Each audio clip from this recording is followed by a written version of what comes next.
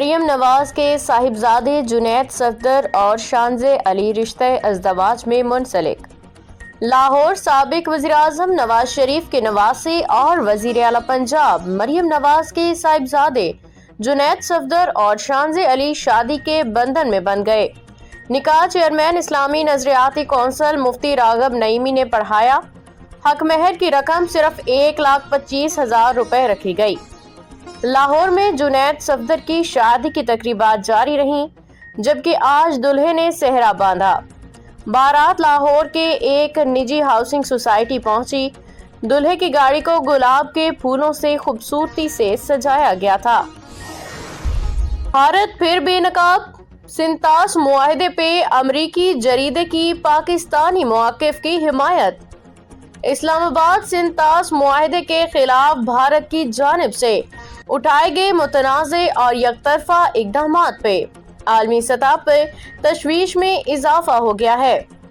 معروف امریکی جریدے دی national interest نے اپنی تازہ رپورٹ میں پاکستان کے موقف کی بھرپور حمایت کرتے ہوئے واضح کیا ہے کہ بھارت کی جانب سے سنتاس معاہدے کی معطلی نہ صرف بین الاقوامی قوانین کی خلاف ورزی ہے، بلکہ یہ پورے جنوبی ایشیا کو شدید آبی، انسانی اور سیکیورٹی بحران کی طرف دھکیل سکتی ہے۔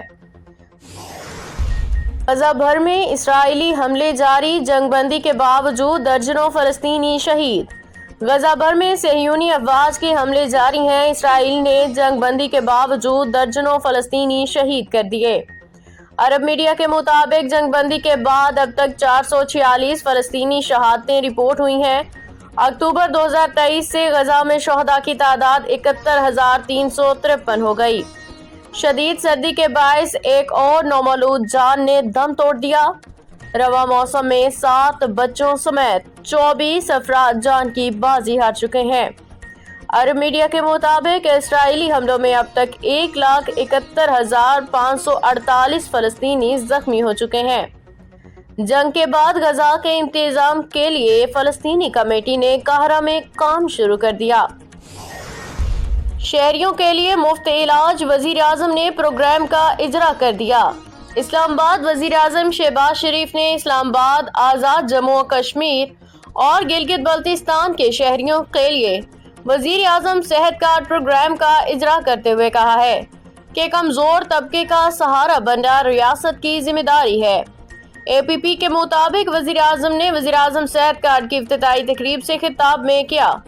تقریب میں وفاقی وزراء، ارکان قومی اسمبلی اور دیگر حکام نے شرکت کی۔